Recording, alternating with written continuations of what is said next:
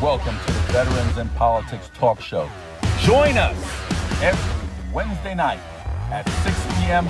Pacific Time, live stream on Facebook.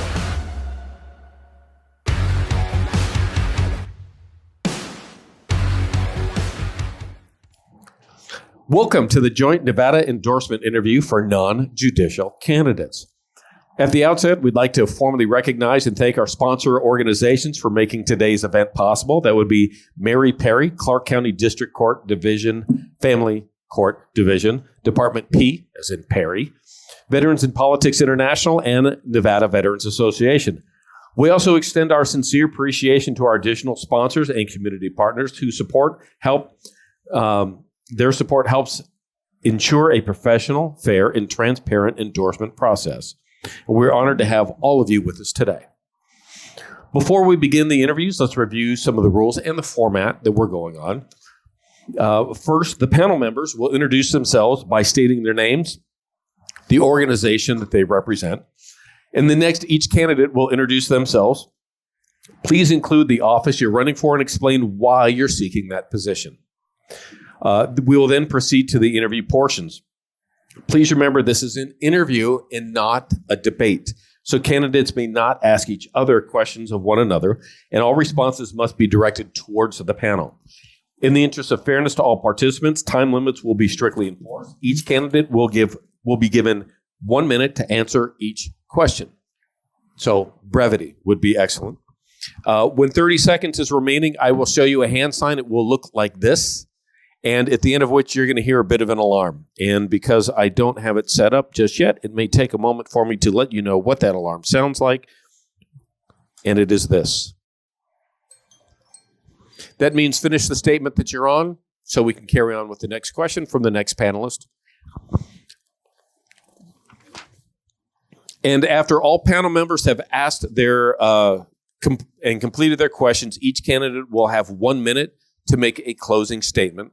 Let us know again who you are, what you're running for, and why we should vote for you. Are there any questions? No? All right. Let's carry on. We started at the ladies' end last time. This time, sir, we'll start with you. All right. Martin Walker, Nevada Veterans Association. Welcome. First question. Many of our veterans face mental health challenges and deal with service-connected PTSD. Many struggle with trying to translate their military trades into the civilian workforce. What specific legislation would you like to propose or address to try to help them bridge that gap between mental health support and trade school apprenticeships for veterans? So my name is John Carlo. Mr. Walker, appreciate you asking the question. I actually was an apprentice. Now I'm a journeyman bricklayer. So I know what those programs, what that's like. So I do think we need some recruiters. We need some representation going out to the Navy bases, maybe in the boot camp, entry level of telling these young, sometimes they're young, sometimes they're older, but generally on the younger side, telling them that there is an option when they get out. And then how we can help veterans with PTSD is just, I think animals is a great way.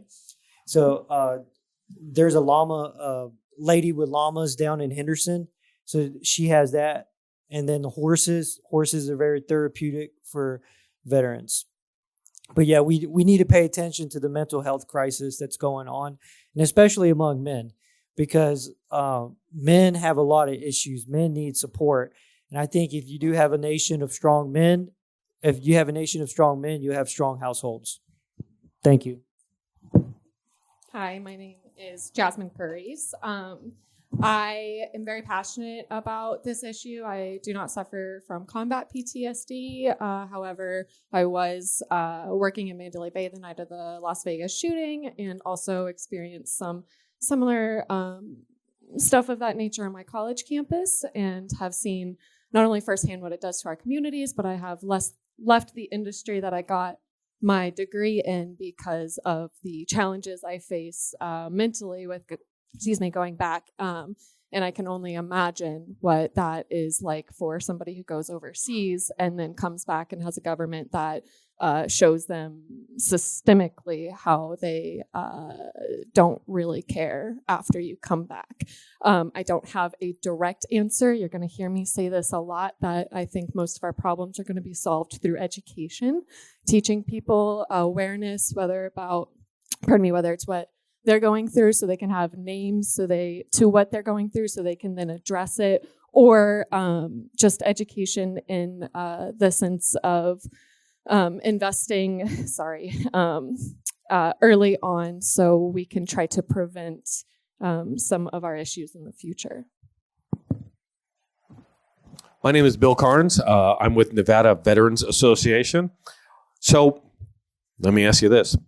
As water is the single most limiting natural resource in Nevada, and Nevada is the driest state in the entire nation, what are your thoughts on things such as cloud seeding to increase the water availability in both the Colorado River Basin and throughout Nevada? I'll start with you. Actually, can you please define what cloud seeding is for me? Cloud seeding is a system where there are the most modern version of doing it is to either fire a mortar of sorts or send in drones. And what they do is they add it's a natural-based chemical system that go into clouds that causes them to collect moisture that's in the air. And then once it gets heavy enough, it'll then come down to the ground level. And this is done because it's understood that the atmosphere contains more fresh water than all freshwater lakes and rivers and on the globe combined. Thank you so much for that. I think a lot of people are skeptical of human interaction or intervention right now with nature. So I think that whatever we're doing currently, the people are in serious distrust. And so I don't know if continuing with what we're doing now is the right answer, so much as getting a panel of people who are educated on water resources together and figuring out the best path forward, how we can be the best ancestors for the future. This is something that I am actually very passionate about, is protecting our land. Nevada is more lands than most states. The population of human to land is greater than, the ratio for population to land is greater than anywhere in the country. So I want to protect those resources for our children to enjoy in the future, which water is a big one of those. So I will continue to fight that our water stays in Las Vegas or Clark County rather than continuing to push it outward. That doesn't answer the question directly because, again, I need more information. Thank you. Good job.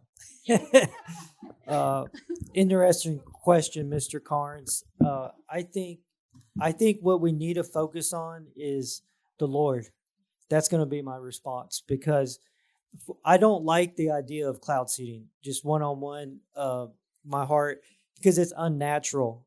And what Las Vegas needs to do is repent, and God can bring the rain.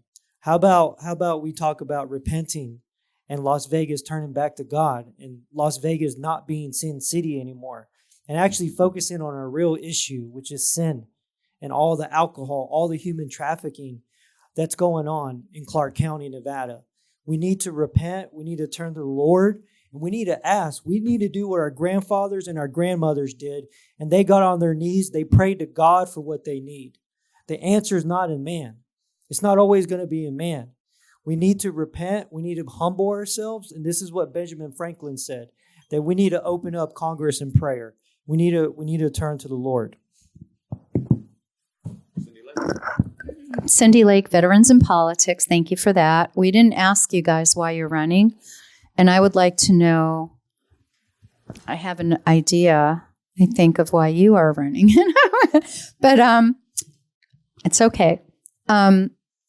You seem passionate about your beliefs, and that's honorable, and you do too, and that's honorable. But as far as your district goes, District 16, and the makeup of your districts, and what possessed you both, each, to decide to run for assembly to represent the people in your district? And how do you think you can best represent all the people in your district who may or may not be of the same mindset as you?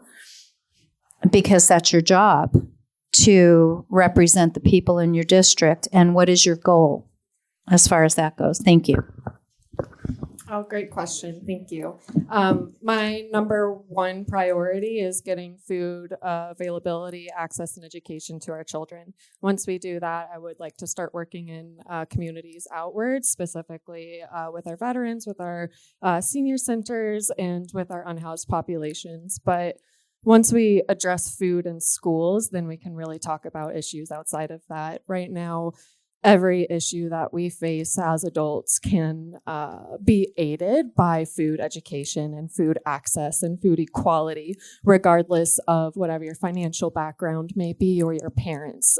So I want to see that come back to school. I also want to see trade skills come back to school. I think Clark County is a wonderful place to start, since it is one of the bottom contenders in about every metric in public education. And so if we can make great change here, we can model that for the entire country. And I think this is a great place to do it. Yeah, Miss Cindy, my name's John Carlo. So I'm planning on winning. I'm going to win big. I was forced into this race. I did not want to run. My story, and this is what happened, I've been out of town for 8 months. I left town last July. I left my ministry, I left my church to go work in Fort Wayne, Indiana. It was a cold winter up there. And I left because I didn't have a job here. I was not making good money here. I come back, and then I found out it was the second week of filing. And I go look at the electronic system at the Clark County building, and there's 20 seats uncontested.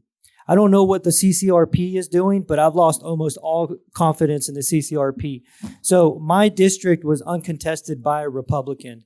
And so I was not going to let Cecilia Gonzalez just walk into office that easy. So I stepped up. I stepped into the plate, but I was forced to. That's why I'm running. TK Veterans in Politics. Now, you've proven to us how you amongst the panel.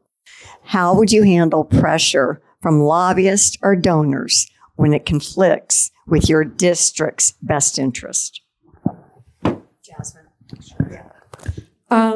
One of the reasons I'm running as a nonpartisan is because I see how much everybody is fed up with the current two-party system and the thought process of having to choose the lesser of two evils.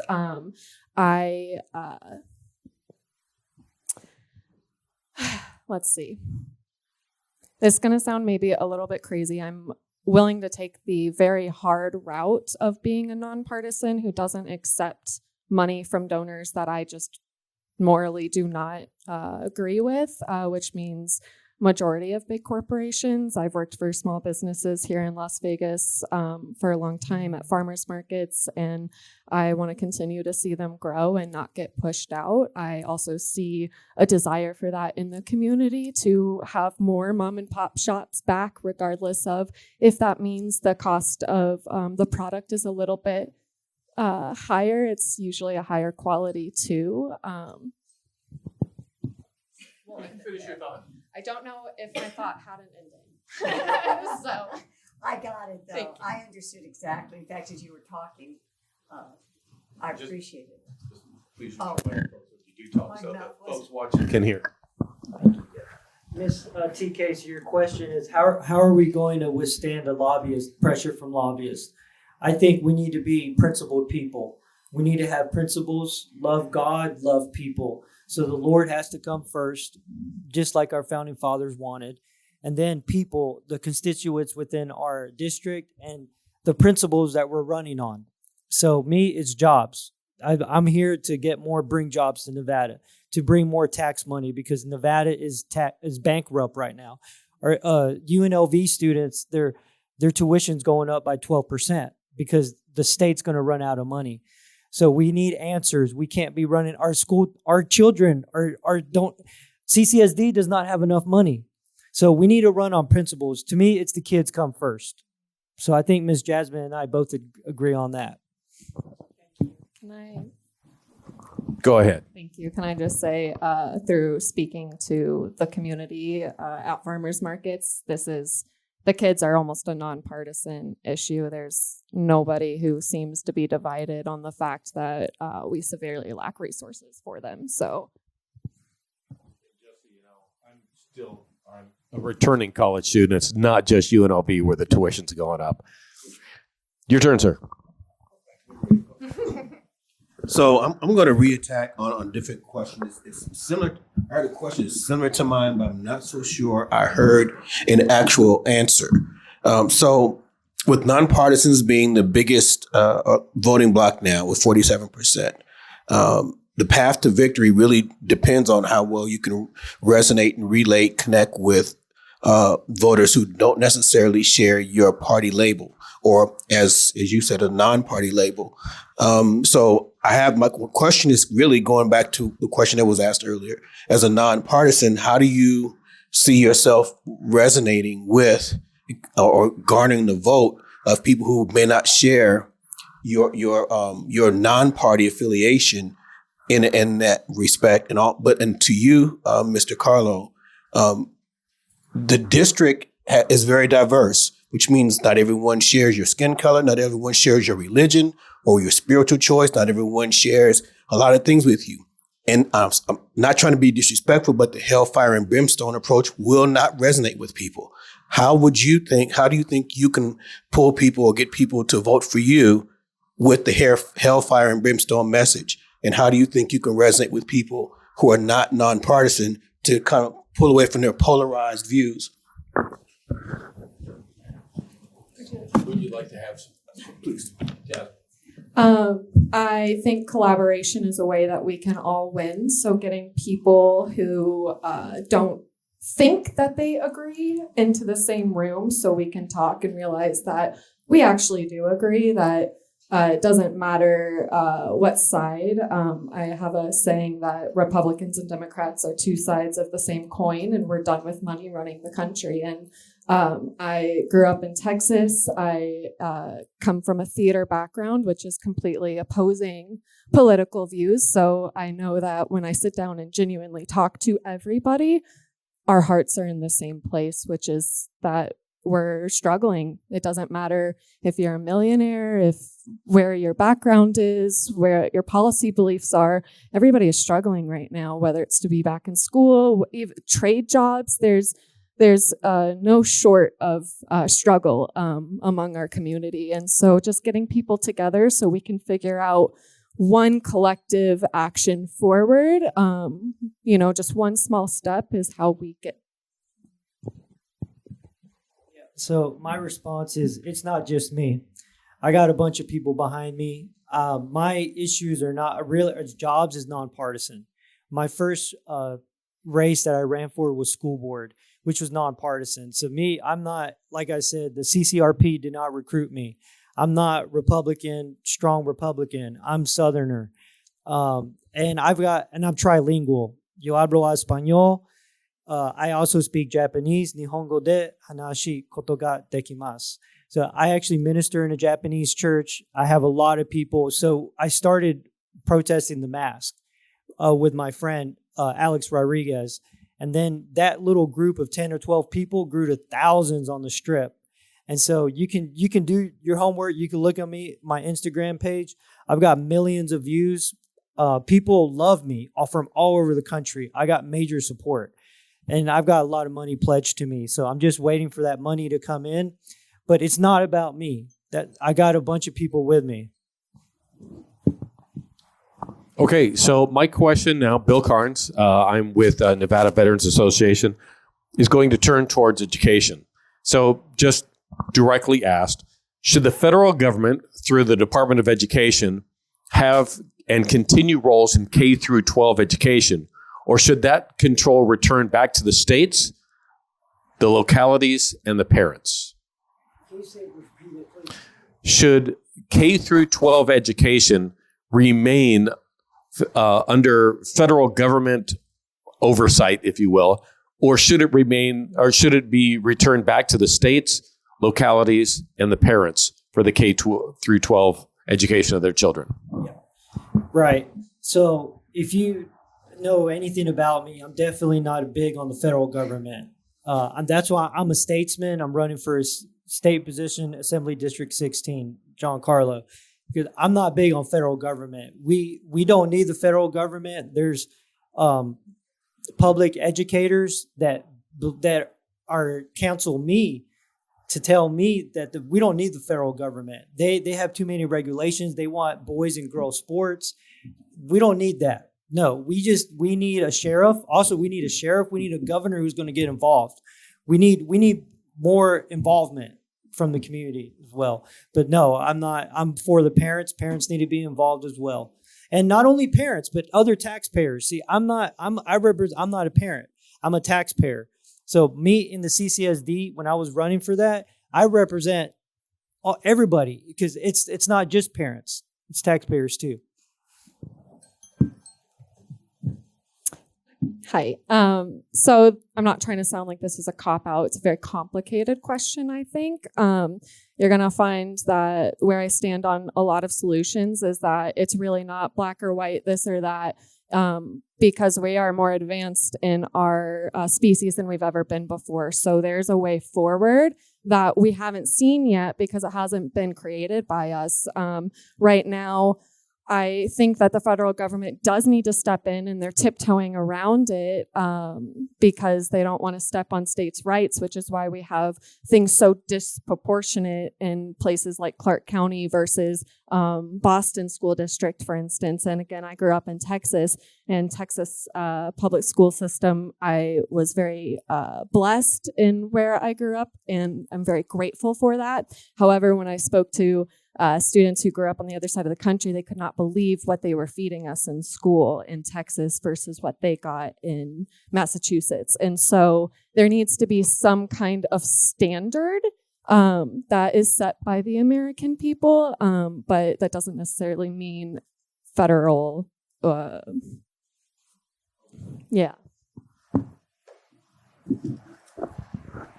Cindy Lake, Veterans in Politics. We have a right to keep and bear arms in Nevada. How would you vote if a bill were to come to you on any kind of 2A restrictions or anything having to do with the Second Amendment that would restrict the right to keep and bear arms by really anybody? And I'm referring to even felons who've done their time.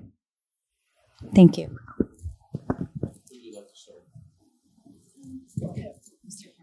Yes, ma'am. So just to let you know, I am a felon. I have a felony on my record when I was a teenager, and that has hunted me to this very day. So I'm currently working with the governor of North Carolina in the Office of Clemency to get that pardoned, because I want to be able to carry a gun. Not only that, I want to be able to carry a sword. So the NRS actually says that there shall be no ordinance written against carrying a sword. So why can't I carry my sword? Why can't I carry a sword around?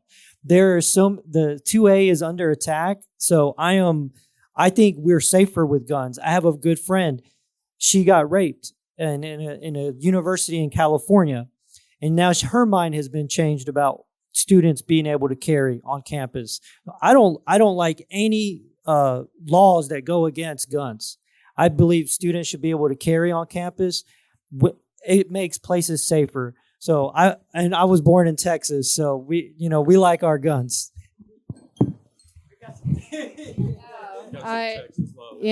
Texas is going to change the world. So I do believe in the right to bear arms, but oftentimes we forget the rest of that is the right to bear arms against the government. It's not the right to bear arms against other civilians. I also think that when this law was created, they didn't even know what assault rifles were, so they were not defending assault rifles. I think that I'm very passionate about basically everything being legalized, because then there comes education, rehabilitation, and regulation. And when things are illegal, they go under the table and people can't get help for whatever it is. When it comes to guns, my best friend was raped and murdered by a man who took her gun from her. So just because you have a gun does not mean that you are safe. Sometimes you don't know who your opponent is. If they're somebody who knows how to disarm you and you don't have the education to properly carry that gun, you should not have it. And that means being able to hold it without shaking. And that also means being able to live with yourself if you take a life. If you own a gun, you have to be able to understand that means you could kill somebody, whether it's by accident or on purpose. It is strange that we're having this conversation because my question and where I was going to go. First, when you answer, I'd like to know whereabouts in Texas, because I've lived in Texas. And you said something, Jasmine, and I tell people this all the time: where you live is different politically. Nevada's different in the way they see things compared to Texas, Oklahoma. I mean, it's just, those states have their opinions. But anyway, to get to what I wanted to ask you, do you believe current laws adequately support law enforcement? If not, what would you change immediately? And that's what my thing. So, John, you are honest about your illegal things. I appreciate that. Thank you. And Jasmine, thank you for your story about Madeline Bay. Thank you. Right. So, Ms. TK, actually, there's a law. So tell me why there is a law in Nevada that exists that state troopers have to wear a body cam, but LVMP does not have to wear a body cam. I believe there's laws that are protecting police, and that there is too much immunity for them. So, I mean, and I see police corruption. My brother, so I grew up in a house, my mom, she took me in when I was 15. She was from Africa. And so they put a dog on my brother when I was 19 years old. I saw police corruption with my own eyes. When they went to court, all the police tapes went missing. So I have quite a different view. I was traumatized when I was 19 years old. And so, but there is a Nevada law that says state troopers have to wear a body cam, but LVMPD does not. I believe that does not make sense. Something does not make sense about that. So I grew up just north of Dallas in Frisco, and then I went to college in Austin, Hook and Longhorns. I believe that the system is not broken. It's designed to do exactly what it's doing. The police force was designed to make slavery into punishment or involuntary. Let me rewind. The start of policing was not created to protect the public or what we want it to do right now. I believe police officers should be some of the highest paid jobs in the entire country because they are the most educated. Like a doctor, they spend 10 years getting the mental resources, the physical resources, and ability to respond. I also think that our veterans could help us because you guys go through training to be able to stand a civilian screaming in your face and not fire. And when you come back, I think that there could be a great service in working with law enforcement and serving our people that way. I don't know if that's the exact answer, but I do think it's a part of the conversation forward. I'm from born in Houston, Texas, but I was raised in North Carolina. Thank you. And then did time in Indiana. I gotcha.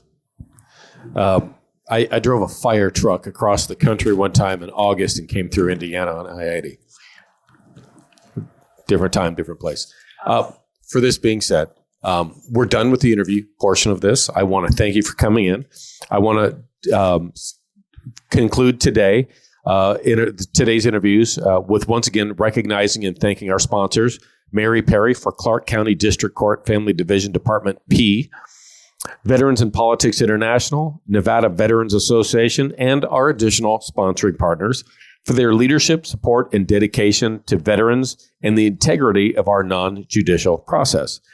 Thank you all for your professionalism, respect, and participation. We appreciate you coming in, and thank you. Join us every Wednesday night at 6 p.m. Pacific Time, live stream on Facebook.